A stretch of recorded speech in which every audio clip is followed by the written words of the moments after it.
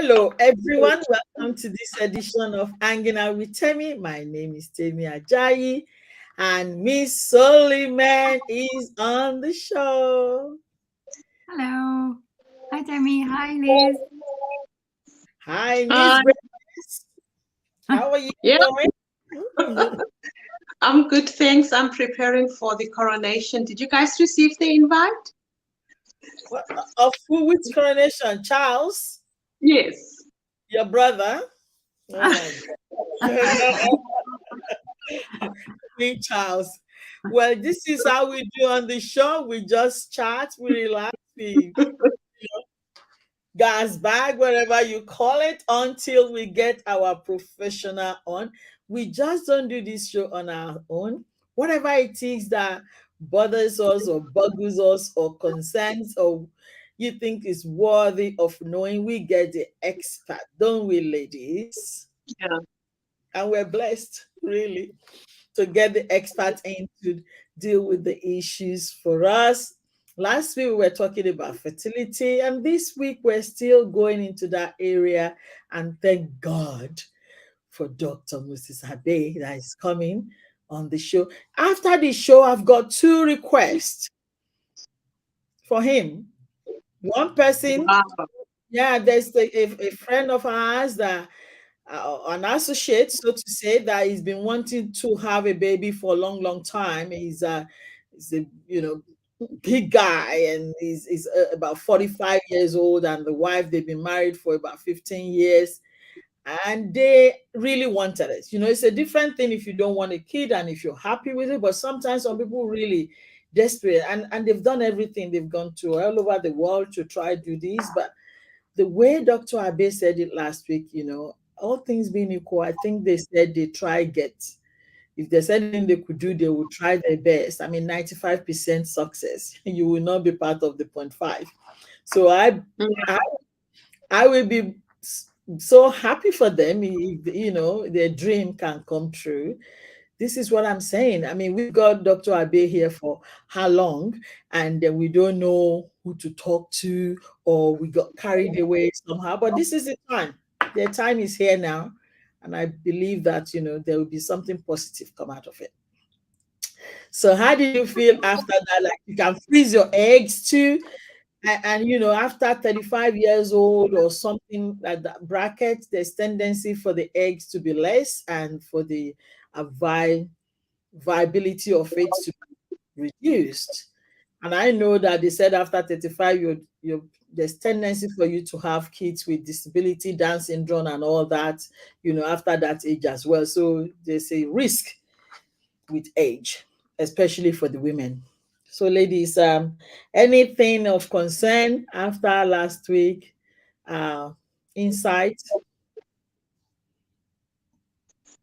Well, personally, I think that we can only appreciate the medical fraternity for how far they've come. That this is no longer a concern, and that no woman would feel less than because it seems like humanly speaking, there's no hope for her to be able to reproduce.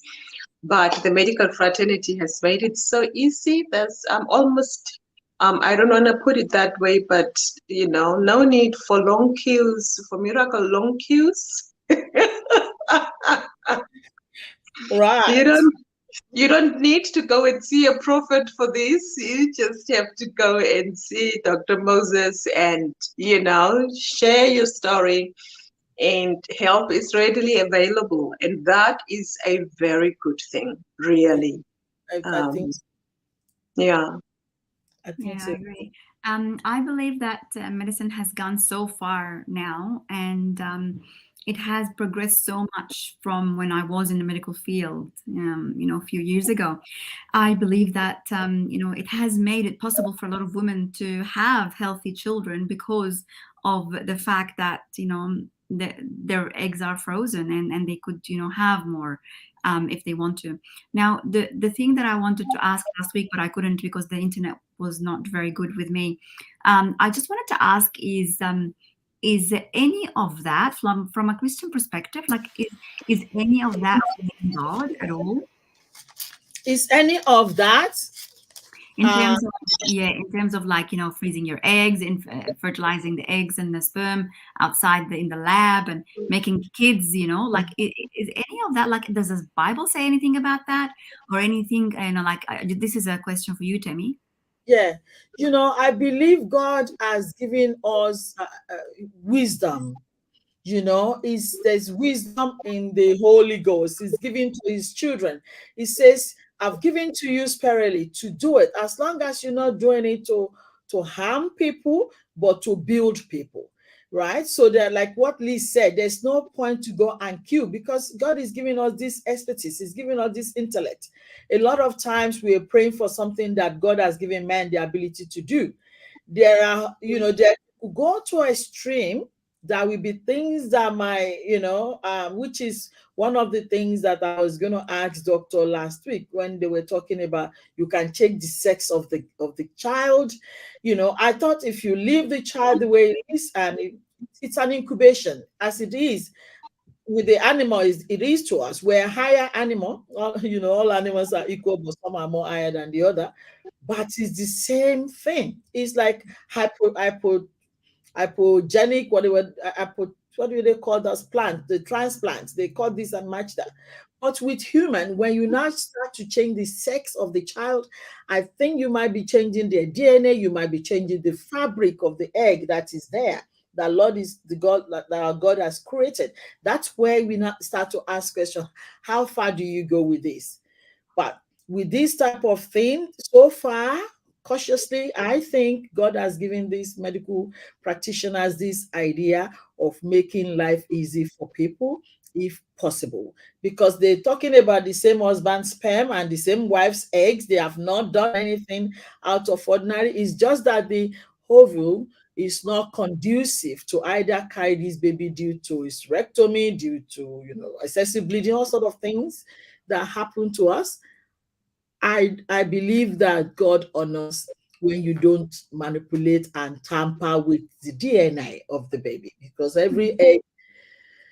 In saying that, how many women produces millions of eggs, and one out of that million comes to fusion. So half of them goes with period, goes with this, go with that. So when they go, that does God want all those eggs that goes to it? No, there is a mechanism that God, there's a way God does this thing. So half of this egg we go waste anyway. And are they human being then? Are they just period? A lot of times. I think what one of our primary purposes here on earth is to multiply. So yeah, I mean, it's a good way that God is also using to meet His own purpose as well. To get a lot more humans on the planet, multiply and dominate. It's true. As long as it's like an idea, as long as they're not manipulated and twisted and But how about we go on a show on a quick break, because the doctor himself also is a religious person. So, is there any conflict of interest? Let's go on a quick break and we'll be back. Next person you're going to see is our Dr. Moses Abbey. We'll be back.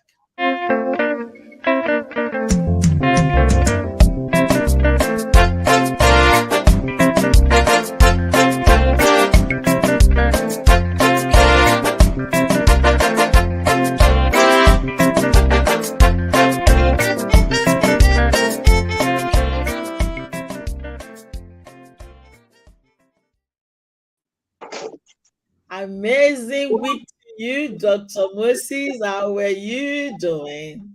Hello, Timmy. Hello, Liz. Hello, Heidi. Hello, how are you? Good to see you again. Thank you. It's really, really good to see you. And personally, I mean, and on behalf of the ladies, I just want to say thank you. Thank you for a person that you are. You are not saying I'm a specialist, I'm big, I mean, I don't have time. that this thing really touches people's hearts. It's just it's what makes some people human and make them fulfilled. And I can see that this really touches your heart. It's something that you're passionate about, and that is why you can give time to to be with us and speak to us. Personally, I'm getting satisfaction, and even the ladies have been testifying, they're getting satisfaction to know that these things are possible, and we don't need to go and drink holy water somewhere. Doctor can just jiggle holy stethoscope and we will have children. So thank you so very much, Dr. Moses. Thank you for having me. Pleasure. Thank you. Yeah. And Heidi is getting a question that she was meant to ask you. I mean, she said it's for me. Have I answered your question? Yes, you did. Thank you. Okay. One of the questions, Dr. Moses, is the questions Heidi asked that transfer to what I was meaning to ask is, how far is too far? Like they said, sometimes you can change the sex of your baby. Do you do that? Is that illegal in Australia? Can we do that too? Yeah, very good question. In Australia, we do not determine we do not know the baby's sex before we transfer the embryo into the mother's womb, for social reasons. However, there are situations where it will be beneficial to create a male embryo and transfer a male embryo. For instance, if there are diseases that are much worse in, say, for instance, in boys, and where girls are protected, then it will make sense that we give that baby the best chance to live and survive. So for medical reasons, of course, there are avenues to explore that. But currently, for social reasons, we're not offering that service in Australia. Okay. All right. Thank you so much. I know that Liz was talking that she's wanting to do something. I don't know if she's joking or whatever she is, but let us first of all ask today's question. It's around surrogacy, and Liz can ask her question afterward. They said there's something called reproductive rights, which I looked into. Some countries, they treat surrogacy as an adoption, and that if it's an adoption, then it is illegal for you to pay for surrogacy. It is illegal for you to pay because it's illegal for you to pay for an adoption. And I looked into few cases in the US, especially in the New Jersey. There was one in 1993 or so, not even long ago, when a surrogate mother, which is, they have different names, the carrying mother, wanted to adopt. I mean, there's issue with detachment, which makes sense. This baby is in your womb, it's like a baby, and all of a sudden it's gone. So there was a case, and then in New York, the case favored the carrying mother, and they said they want the woman to take the baby because she was the one that carried it anyway. What a confusion this is. Is there any case like that, Dr. Moses, that you can share with us about this stuff? Yeah. Thank you, Timmy. The first thing to say is, in Australia, all arrangements regarding sperm, eggs, surrogacy, IVF, they non-commercial. So it's unlawful to buy eggs or buy sperms or buy somebody's womb or services of that nature. So most of the payments you would have heard of are not paying for those gametes. You're paying for what it takes for someone to, give their time and the lost time in earnings, transportation, all those things that where what the money goes into. But strictly speaking, we're not talking about paying for somebody's womb for 9 months. Ah, really? There you go, Liz. Storage. Your business is Not storage. It's very critical storage for humankind.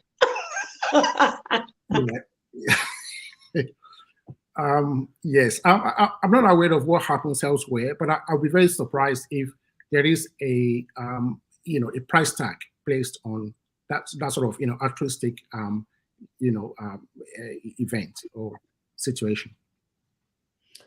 Wow, there you go. So this is absolutely on the well, I don't know if it's ethical ground or social ground or what ground do you want? Yeah, so I mean the regulations are different from state to state. So even in Australia, there are Victorian what they call VATA, which is a Victorian Assisted Reproduction Treatment Authority that will regulate what can or cannot be done. But to speak about Victoria, there are legal aspects of what you can or cannot do. So, but clearly, no one gets paid for um, surrogacy in that manner, and we don't solicit and ask for a surrogate online or social media. It's not allowed. So these are all arrangements between individuals or couples, which should have no commercial basis whatsoever. Ladies, I will just let you interrupt because you can see that I'm too excited and I've got tons of questions I want to ask. But please go ahead, ask a question. So, in terms of, let's say, for example, a gay couple, or two lesbians, having a relationship and then wanting to have a child. So the gay couple, for example, they will have to get a surrogate mother, obviously, to have. Now, where did they get the egg from? Did they get it from an egg donation? Good question. Yeah, very good question, Heidi. That's one that I think I'd like to just to say that it is possible for two gentlemen, two gay, a gay couple to wanting to have children. That is fine. However, the surrogate cannot be the egg donor. So in other words, you will still need two, women basically, one to supply the eggs, and one to carry the pregnancy. So the surrogate cannot be the donor. And I think it touches on what Tammy said earlier, that there was a landmark case in America where the commissioning parents, which is the couple that commissioned the surrogate, it seemed to have no rights because the carrying mother chose to keep the baby. Now, legally, the carrying mother, as you say, she has the at least for a while the right to keep the child, and in Victoria, the commissioning parents must apply for custody of the child not before 28 days, and also must do that before 6 months. So you've got about 5 months period where you could legally apply for custody of the child. So just that surrogacy is a bit complicated because you've got medical, social, and legal aspects of surrogacy, and they are very, very important. And just to say that in Australia, there is a pathway. There's a process, towards surrogacy. Like many other assisted reproduction, need for counseling, with the commissioning couple, with the carrying mother or the couple. So there are counseling, that applies to individual, patients, and as a couple, as a group. So it's quite intense, and I mean intense in the sense that it's comprehensive, and they have to go through the patient review panel to ensure that it is the right thing to do. So as much as we like to say surrogacy, it's helping other people, which is true, but it is involved. Wow.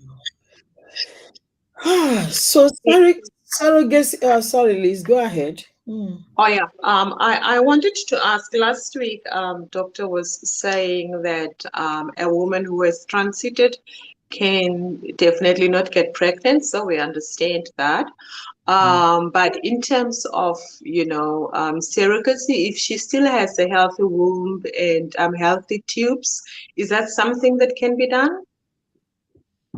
Yeah. So you're probably asking if someone has the womb and everything is in place, can she still and she'll still be a Yeah, surrogate. but she's already transitioned. Yeah. Yeah. So when it comes to our line of job, um, I mean, this is where biology probably matters more than social, because as far as we're concerned, if you have the right anatomy for that particular treatment, then and you satisfied all the conditions that need to be satisfied, then there is nothing in my view that would stop you from doing what other people do. So I mean, how you describe yourself, it's one thing, but your potential for capacity is another thing. Makes sense. Makes a lot of sense. Let's go on a quick break. We'll be back.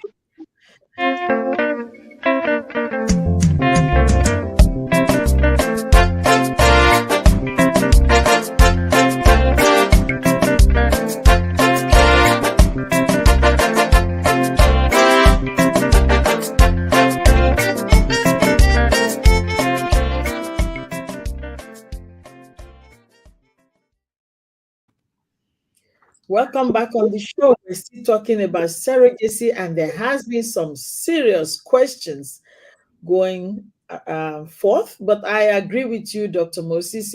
If biology outweighs social, if the womb can still incubate and is still viable, then you the physical appearance will not matter in that case. But there is a case of the feminists. They're fighting that in the third world country, for example, that the men, they use their wives to go and carry pregnancy so that they can get paid for it, so that the men, they will actually impose it on their wives to go and do it like a job so that they can bring money.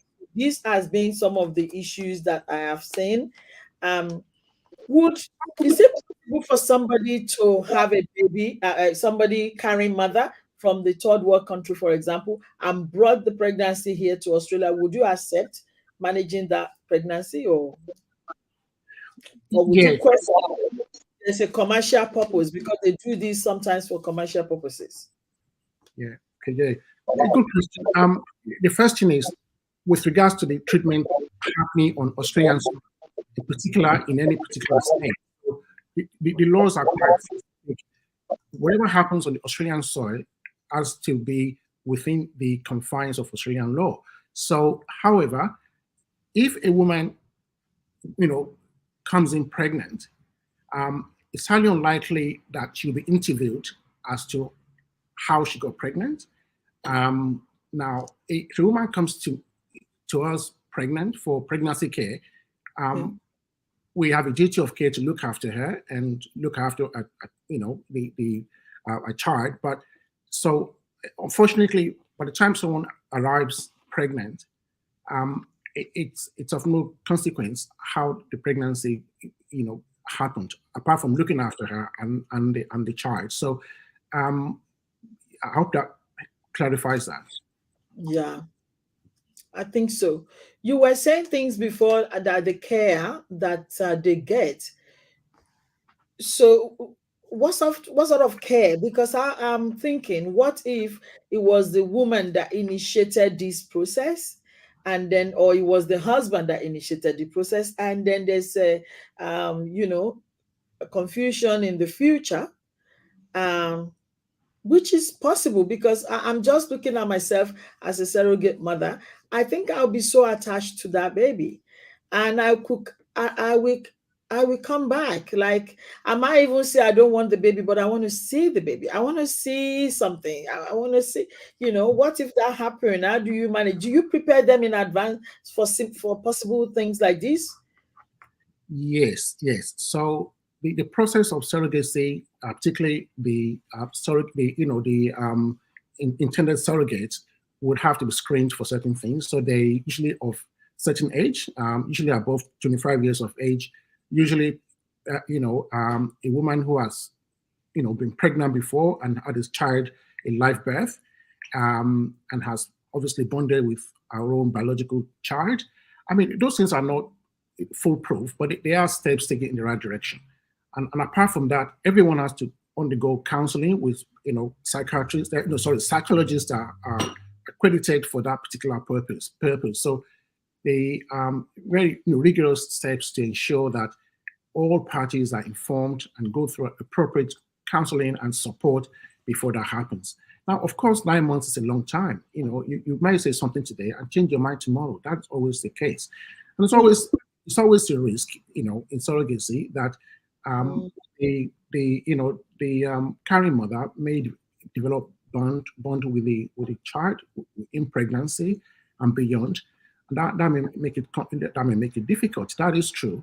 But I think the level of understanding you had before the commissioning matters.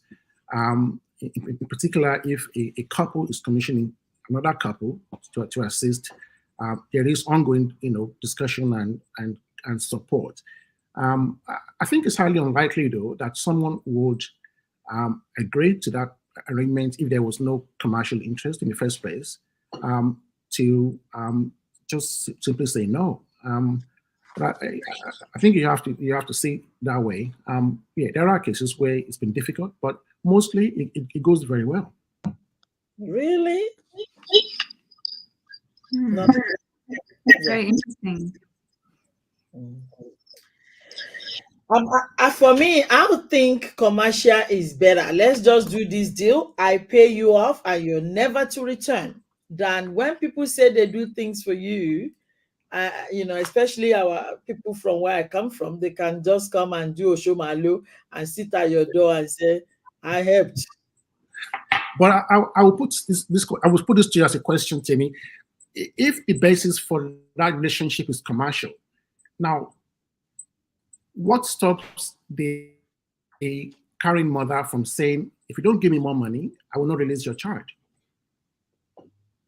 I thought whatever agreement we have will be legally binding, and then I'll go through that route of we have to seal the agreement and you are not to return.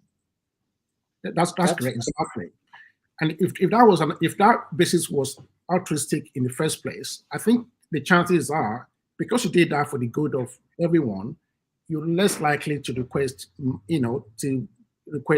financial gain before you release the child. So what I'm trying to say is that the basis for that relationship would ultimately determine how things transpire in the end. Mm-hmm. I've got a question.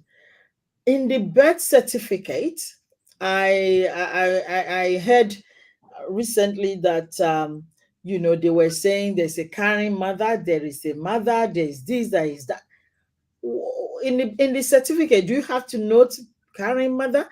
And do you have to tell this child that I didn't carry you? How do you get it around that? Yeah, so again, it's hard to talk about every state or every country, but I think in Victoria, when a child is born, there are paperwork that are being done in the hospital, as you probably know.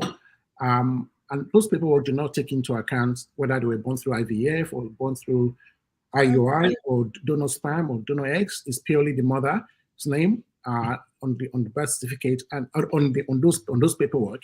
Now, that's what it's going to be, except there is a system that overrides that. So there is a system already in place that would ensure that. So that could be changed subsequently, but at that point in time, the child is registered under the mother's name, and that's the mother that gave birth to the child. So the mother that gave birth to the child is the surrogate mother. But that is the mother at that point in time until the court decides that So the commissioning couple have 28 days. Sorry, they have 6 months to make that application. All right, because I know my sister had similar case, and then she wrote her name as the mother of the child, and then the department says, no, you are not the mother. And then the birthing mother, this is how I got to know there's a birthing mother, is different from the mother. And all these things, it was shocked. It was a shocking thing to me when I heard that, no, you're not the mother, but that's the mother.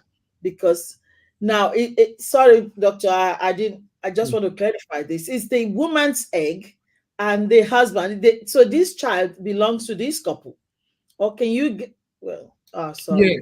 So when it, yeah. So the rules that apply, it's not just to surrogacy. It applies to most IVF treatments as well. So if a couple got pregnant, using a donor sperm or donor eggs, um, those donors don't appear on the birth certificate. It's the birthing mother that is primarily is the parent at that point in time.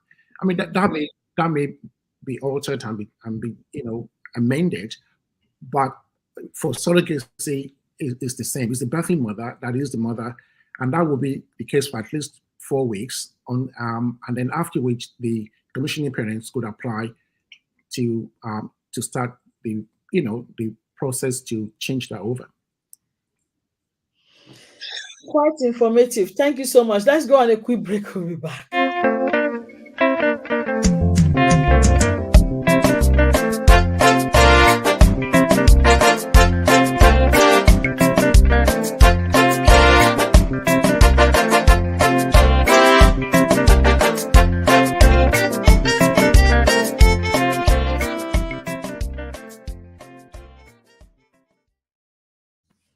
Welcome back. We're talking fertility, surrogacy. These are very, very important topic to talk about and to know about. I personally have a sister that is struggling to have a child for many, many years. And anyway, they're trying this and trying that. If I had got the information that I knew now, their case is probably will have been different, but now she's over 50, so I don't know, the case is behind. But if you have someone in this situation, and doctor told us last week it's not even as expensive as we thought, so these things are doable. You can try your best and just seek help. And like I said, I've got two people that are desperately needing this service, and they're going to be contacting Dr. Moses, or maybe they have. So if you have family, that's the essence of this show. Take advantage of what God has given to us. Miss Solomon. Yes, so I wanted to know, because this is such a sensitive topic, and a lot of people are unaware of all that we, just shared and talked about. And it's not something that we want our children to grow up in the world not knowing. Like, I want them to be, like, very informed and have an opinion at least, because now when you talk to people, like, it's all messed up. Abortion is messed up, this two men having a kid, two ladies having a kid, and all of that. It's all like that now. I want to know, what is it that the government is doing in order to educate our children and in order to let them know what is happening in the world, to have an opinion. Yes. Yeah, you raised a very important question, and I think I mean, I was born about 50 years ago, and things were different at the time. It's either you have your father, you have your mother, and there's nothing else in between. And when you're growing up, when you're a teenager, you start liking girls, and your mother tells you, don't get any woman pregnant and all that kind of stuff. And my sister got told, don't say yes to any man. I don't know how you can say that, but it was basically fairly straightforward. I mean, as you grow older, as you grow older, then things got a bit more complicated. And I think the government probably, I think their hands are tied as well, because they don't want to be seen as telling us how to live, how to live. Again, there is diversity. The first thing I do in my practice is we believe that we're medical practitioners and we're there for everyone. We're nice, we're kind to everyone. That's the first thing. We don't judge people. That why did you do that? Why did you do that? So because at that point in time, it's probably too late to go into all that. So we support everyone, to be totally honest with you. But if you're asking me, how did we get to this point? I simply don't know. Should we be nice to each other? Of course we should. She will embrace what we have, we should. Should we try and find a way to make things better? Of course we should. Um, so there are so many things being put together. There is, you know, there is relationship with, within people, and there, there are other things, at play. So if I got your questions right, I would say let's focus on people that can't speak for themselves, and that's the children we're giving birth to from these treatments. Regarding same-sex couples having children, we we should start thinking more about It's their true. their their welfare. One of the things that people bring up with regards to my profession is, are we doing enough to protect the children that we are making, basically? So, for instance, I've seen young women that were born, you know, just the way everybody else, just naturally, but only to find out that they were born through a donor sperm, not with the person they thought was their, biological father. So, and some of them realized when it was too late, when that person they thought their father had died, and they had to look for their real, their biological father. So it could be quite traumatic for a lot of people to know these things where they weren't told about these things when they were younger. I mean, there are mechanisms in place to explain to our children, their origin. This is your father socially. This is how you were conceived. I think every family should have a mechanism to have those discussions with their children at the time that you chose that was the right time for your family.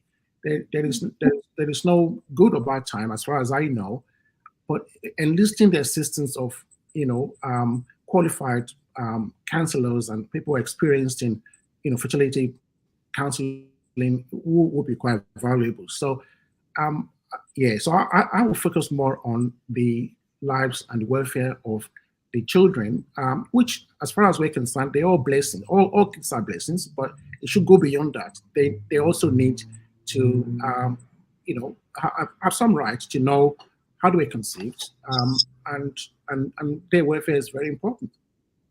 Mhm. Yeah, I agree, because they are the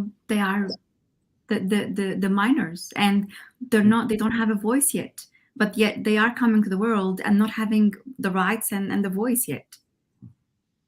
That's right. Yeah, thank you. And that's why we're there. One of the questions that is really, it sounds stupid, but I would rather ask a specialist, even if it's stupid.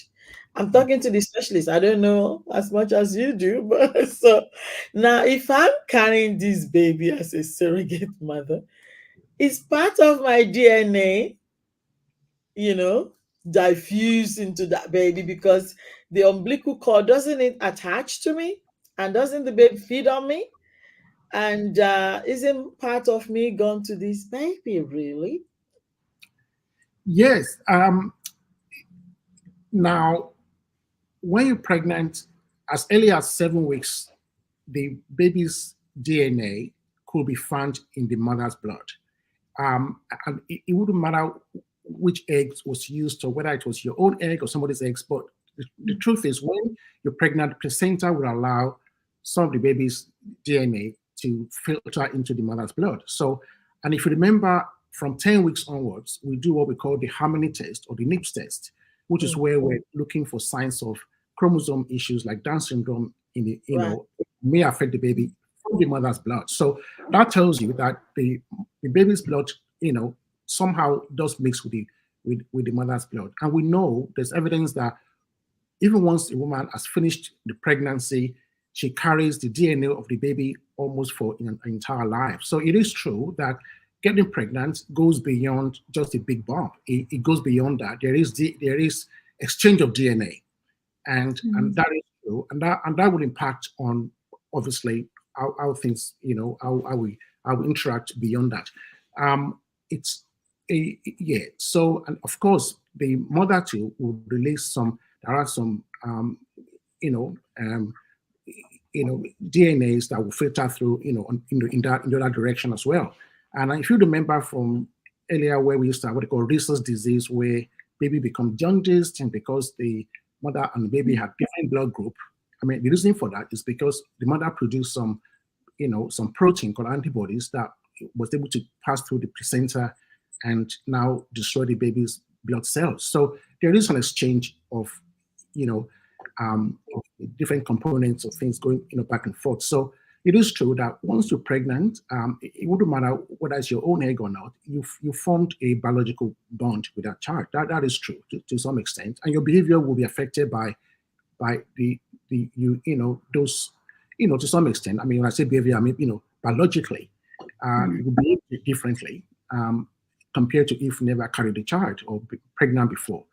So adoption and surrogacy are two different things, because in adoption there's no interchange of any of those cells, whereas in surrogacy there is some, and it lends some credibility towards what you said about wouldn't it be so hard to let go? Of course it would be. So it would be hard, but like I said, if it was done purely for altruistic reasons, it wouldn't make it easy, but it would be probably more credible that there will be a smooth transfer of the child.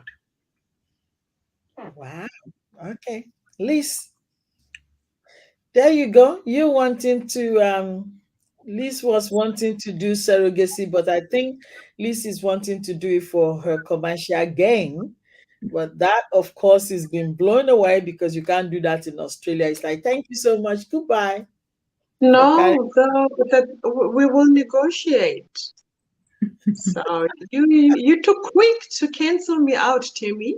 I thought I was listening to what the doctor said. No. Okay. The doctor said the people must understand each other. Okay. So we will understand you. There's going to be some, contract. Anyway, I wanted to ask, I remember I heard doctor saying we don't know how we got here, but we are here now, so we've got to work with what we have. In saying that, doctor, if you were a lawmaker and these issues come to the table, how would you have responded? Which position would you have taken?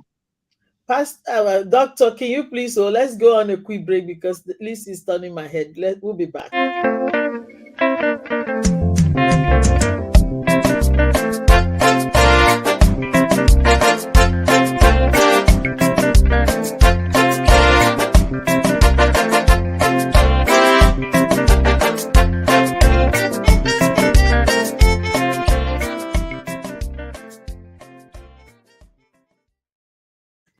Welcome, y'all.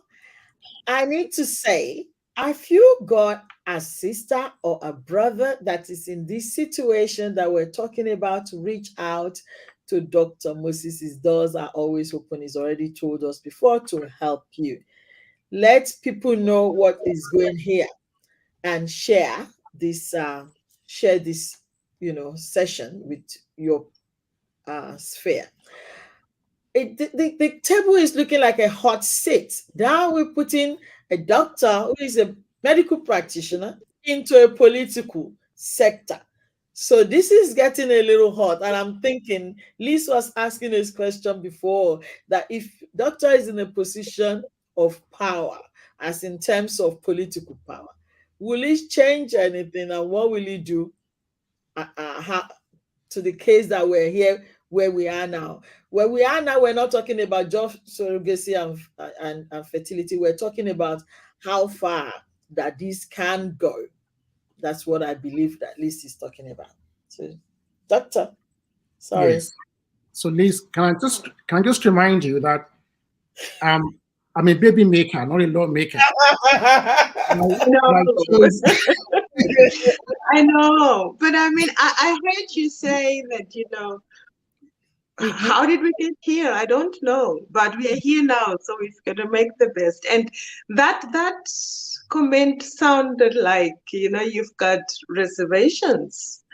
I don't know if I was right in thinking that, and that's why I'm asking, what would you do if you were a lawmaker and, you have to debate these issues of surrogacy and IVF and so on.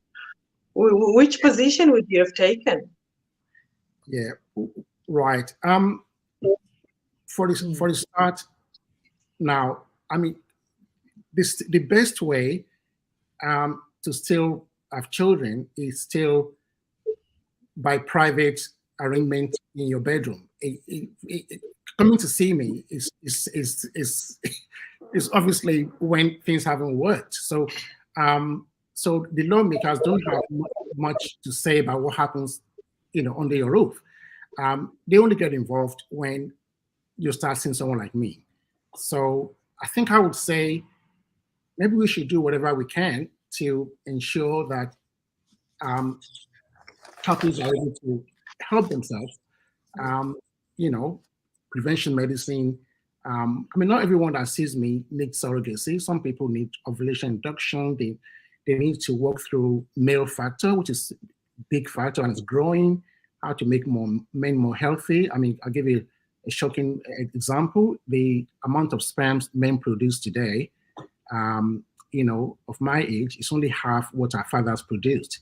So we're becoming less fertile. So why don't we try and address all those things, just to minimize people coming to, pay a lot of money to do things that you can actually enjoy at home. So, I mean, that's one aspect of it. The other aspect is what you're probably referring to as, how come we're not this, mother and father and kids family anymore, where we've there's there's diversity and all that stuff. I mean, that's not necessarily a bad thing. It's just that you just have to look at it from the point of view of what you believe should be happening. But I don't think the governments have any answer anyway, whether we're lawmakers or not. They've got no answer to what happens. I mean, how we raise our children at home, what happens, under our roof. The governments don't seem to have much power over that. And in all fairness, they probably shouldn't have to worry too much about what happens at home. We should raise our kids and do our own things. They only get involved when things have failed at home, sort of. So I think that they have limited role in what happens. And if government was so good, we wouldn't be where we are today. So I would still say that we're still the custodian of our own future in a way. And it's up to individuals to determine how they wish to, live their lives. But again, of course, if you're asking me about should Medicare be paying for certain treatments, that's a different question. But whether people should, who you love, who you don't love, it's probably not within the governments they can't decide that. But whether we should use taxpayers' money to fund some treatments or some things, that's a very different question. So, but luckily I don't have to worry about that because I make babies. I don't make laws. Babies. Oh. That is so interesting. I got so carried away, I didn't even check the time. That we're running out of time. But I cannot go without asking. But I think this is actually also very integral part of this question is this surgery of egg harvesting. Is it a surgery? Doctor, do you have to cut me to take it out like real cut? Or is it PO? No, it's a very, very straightforward procedure. But it happens with some degree of anesthesia, often sedation, and it lasts probably about 15, 20 minutes. And there's no actual physical cut anywhere.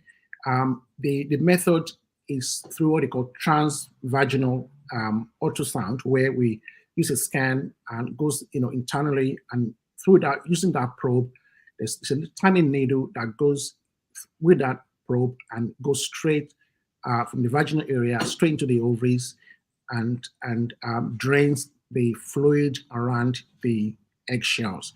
So once the fluids, core follicles, are drained, the eggs come out quite easily, and you could return home within an hour or two of the surgery and return back to work within 48 hours.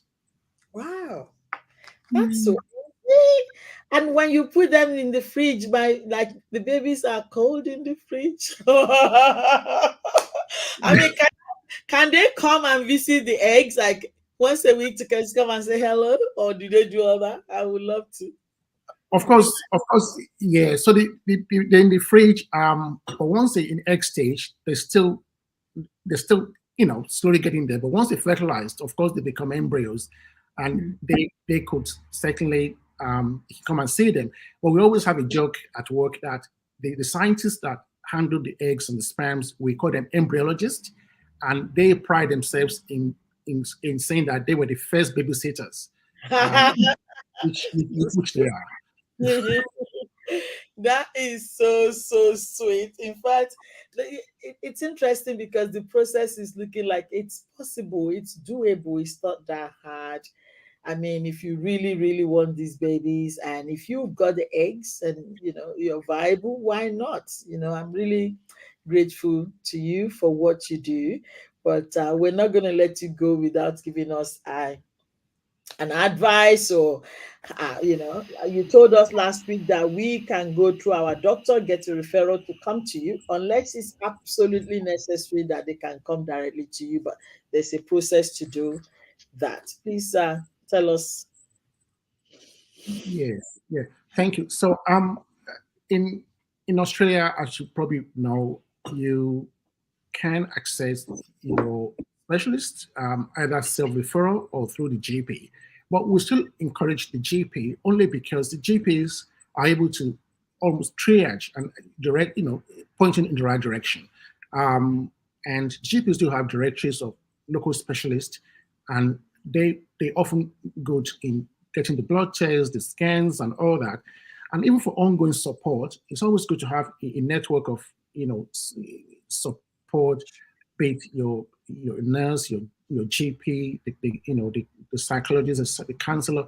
So yes, while you can self-refer, but again, those referral pathways are there for a reason. But one thing you shouldn't do is to be at home and say, because I was told I don't need it, I shouldn't go and see a doctor because I don't need one. Well, you can